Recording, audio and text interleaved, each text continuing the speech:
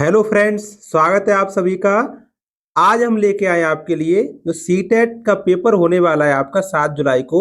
उसके लिए बड़ा ही महत्वपूर्ण टॉपिक जिसका नाम है अधिगम अक्षमता विकार यानी लर्निंग डिसेबिलिटीज। यहाँ से 1 से 2 प्रश्न जरूर फंसेंगे, 100% गारंटी है। और इसको मैं कंप्लीट एक्सप्लेन करूंगा पूरी तरह से।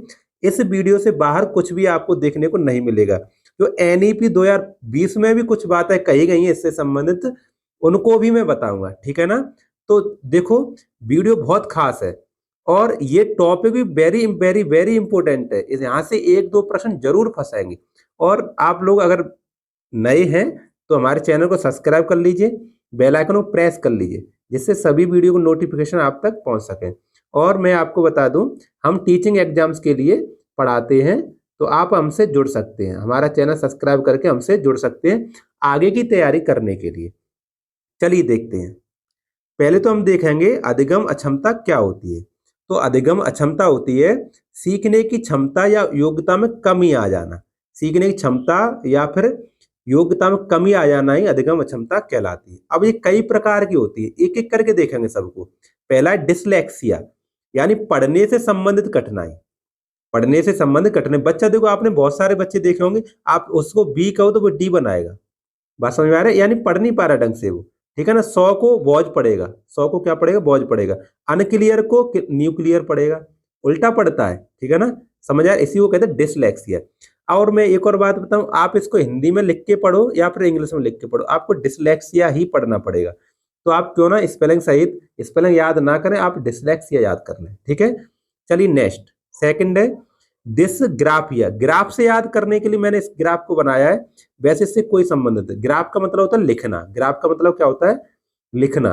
तो यानी ये लिखने से संबंधित है। ग्राफिया, ग्राफ क्या होता है? लिखा जाता है। तो लिखने से संबंधित कठिनाई होती है। इसमें लिखावट सही नहीं आ पाती बच्चों की, ठीक है ना। अपने जो फिंगर्स हैं, हाथ हैं, उनसे रिलेटेड इश्यू होते हैं, उसे कहते हैं डिस्ग्राफिया।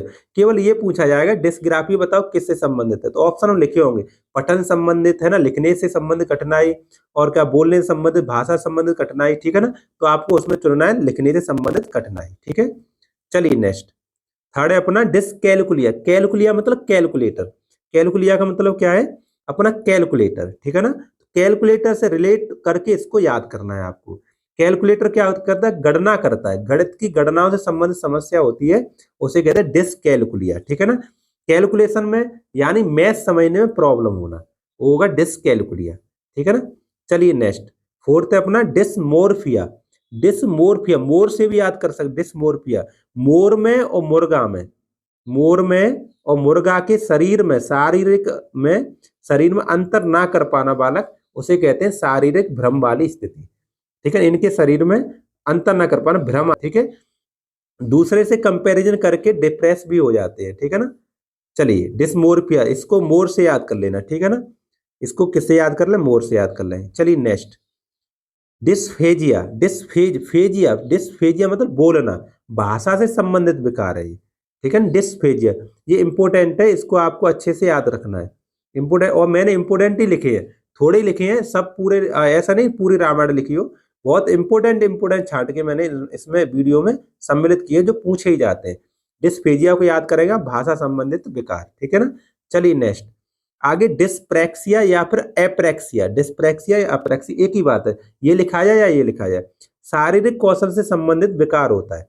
शारीरिक कौशल यानी मसल्स का संचालन नहीं हो पाना ढंग से, लिखने चलने टहलने में प्रॉब्लम होना, ठीक है। और मसल्स प्रॉब्लम की वजह से लिख नहीं पाएगा बालक, क्या नहीं कर पाएगा? लिख नहीं पाएगा। तो उसकी राइटिंग स्किल सही नहीं होगी। राइटिंग मतलब लिख नहीं पाएगा अच्छे से, उसे कहते हैं डिस्प्रैक्सिया या फिर अपेरेक्सिया, ठीक है ना। आगे बात समझ में। चलिए नेक्स्ट, नेक्स्ट है डिस्थीमिया। डिस्थीमिया ये लास्ट है बिल्कुल। अगर आपको ये पता चल जाए कि हम में इतने विकार हैं, इतनी कमियां हैं, तो आप किस में चले जाएं? तनाव में चले जाएं। तो ये लास्ट है थीमिया। थीम से मेरी वीडियो के अकॉर्डिंग याद कर लेना कि सर ने डिस्थीमिया लास्ट में कराया था, यानी तनाव आ गया, इतनी हमने परेशानी देखी, विकार देखे अपने आप में, तो हम तनाव में चले गए। तनाव से संबंधित विकार होता है डिस्थीमिया। किससे संबंधित होता है? तनाव से। गंभीर तनाव की स्थिति आ जाना, यानी डिप्रेशन में चले जाना। चलिए अब देखो, अब एनईपी में जो बातें कही गई उनको समझेंगे। एनईपी में पहला है एडीएचडी। पहले तो इसका फुल फॉर्म याद करना है। Attention deficit hyper active disorder. Full form भी काफी पूछी जाती है इसकी, attention deficit hyper active disorder. इसमें बच्चा एक चीज पर ध्यान केंद्रित नहीं कर पाता, इतनी बात याद कर लीजिए, ठीक है। और बहुत चिड़चिड़ा हो जाता है, हाइपर एक्टिव हो जाता है, चिड़चिड़ा हो जाता है। आगे बात समझ में, एडीएचडी कहलाता है। अभी पूछा जाए बच्चा एक वस्तु पर ध्यान केंद्रित नहीं कर पा रहा, बताओ कौन सा डिसऑर्डर है, तो एडीएचडी है, tension deficit hyper active disorder है, ठीक है। ये एनईपी में दिया है। आगे आरपीडब्ल्यूडी, इसकी फुल फॉर्म बहुत इंपॉर्टेंट है, राइट टू पर्सन, ये भूल गए यहाँ पे विद और लिखे हैं, ठीक है, लिख लेना, right to person with disabilities act 2016। जो पहले का एक्ट है वो 1995 था, उसके बाद में इसको 2016 में लाया गया, ठीक है। जो 1995 में एक्ट था उसमें 7 प्रकार की दिव्यांगताएं थी, 7 प्रकार दिव्यांगताएं थी, उनको 7 प्रकार को बढ़ाकर 2016 में पीडब्ल्यूडी एक्ट 2016 में 21 प्रकार की कर दी गई है। कितने प्रकार की कर दी गई? 21 प्रकार की। और केंद्र सरकार ने यह भी सुनिश्चित किया है कि सरकार के पास दिव्यांगता के प्रकार जोड़ने की और भी शक्ति है, अगर और बढ़ाने की जरूरत पड़े तो और भी बढ़ा देगी सरकार, केंद्र सरकार, ठीक है। ये हमारा आरपीडब्ल्यूडी इंपोर्टेंट फैक्ट है, ये एनईपी 2020 में दिया है, आपको अच्छे से लर्न करके जाना पेपर में, यहां से प्रश्न पूछा जा सकता है।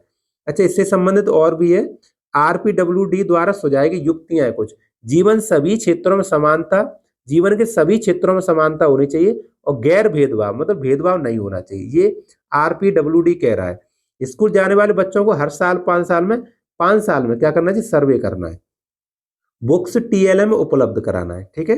चलिए नेक्स्ट है, इसी में दिया है आरपीडब्ल्यूडी से ही स्वालीनता आत्म केंद्रिता। ऑटिज्म क्या होता है? सॉरी ये अलग है। ऑटिज्म क्या होता है?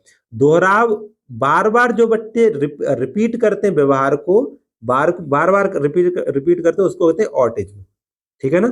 यह दिव्यांगता सामाजिक संचार, जो सोशल कम्युनिकेशन है, उसमें चुनौती का कारण बनती है। स्वालीनता समझ सकते हैं, कोई बच्चा अपने ही मन में लीन हो, आत्म केंद्रित हो। जब आत्म केंद्रित होगा, अपने ही मन में लीन होगा, तो सोशल से सामाजिक से कम्युनिकेट कैसे कर पाएगा? तो उसमें उसको समस्याओं का कारण बन सकता है, समस्याएं का सामना करना पड़ेगा, ठीक है। इसी को हम ऑटिज्म कहते हैं। ऑटिज्म मैंने देखा है, मेरी जो परीक्षा होती है उसमें ये पूछा गया था, तो ये इंपोर्टेंट फैक्ट है, ठीक है ना। मैं आपको बता दूं, मैंने सीटेट दोनों पहली बार में ही क्वालिफाई किए, फर्स्ट सेकंड, और यूपी टेट पहली बार में ही दोनों क्वालिफाई किए हैं, ठीक है ना। तो उसी अनुभव से मैं ये वीडियो आपके लिए लेके आता हूं। आगे गामक गतिमान अक्षमता, लोकोमोटर डिसेबिलिटी, यह अक्षमता शारीरिक क्षमता, मसल्स का सही तरीके से चलना, जैसे चलना है, कूदना है, हाथ में कोई वस्तु न पकड़ पाना, यह क्षमता क्या कहलाती है? लोकोमोटर डिसेबिलिटी कहलाती है, ठीक है ना। ये भी इंपॉर्टेंट है आपके लिए, ये भी हेडिंग काफी इंपॉर्टेंट है, अभी परीक्षा देने जा रहे हैं तो इसको जरूर याद कीजिए कि चलना, कूदना, हाथ में कोई वस्तु ना पकड़ना, यानी जो मसल्स का सही तरीके से काम ना कर पाना, वो कौन सी डिसेबिलिटी? लोकोमोटर डिसेबिलिटी है, गतिमान अक्षमता या फिर गामक अक्षमता है, ठीक है ना। तो जितने भी प्रकार की डिसेबिलिटी थी वो मैंने आपको इसी वीडियो में पूरी कंप्लीट करा दी। इससे ज्यादा आपको कोई भी इधर उधर भटकने की बिल्कुल जरूरत नहीं है, ठीक है ना। यहाँ से आपका 1 या 2 नंबर बिल्कुल पक्का हो जाएगा, ये गारंटी 100%, ठीक है ना। तो वीडियो देखने के लिए आपका बहुत बहुत धन्यवाद। वीडियो आपको कैसी लगी, मेरा पढ़ाना ये आपके लिए कितना यूजफुल हो रहा है, वो आप लाइक करके बताइए, ठीक है ना। चैनल पर अगर दोस्त मेरे नए हैं तो वो क्या कर लें? सब्सक्राइब कर लें, बेल आइकन को प्रेस कर लें, जिससे सभी वीडियो को नोटिफिकेशन आपको मिलते रहे। अपने बहन भाइयों में इन वीडियो को शेयर करिए, जिससे थोड़ी बहुत हेल्प हो जाए, ठीक है ना। जो पढ़ रहे हैं, तैयारी कर रहे हैं, उनकी भी हेल्प हो जाए, मेरी भी हेल्प हो जाए। और एक और बात है, आगे जो नेक्स्ट टारगेट है वो मैं कई वीडियो से बताता आ रहा हूँ आपका। नेक्स्ट टारगेट है हमारे, वो पूरे करने हमारे साथ, तो हमारे चैनल को सब्सक्राइब कर लीजिए, ठीक है ना। चलिए, थैंक यू वेरी मच।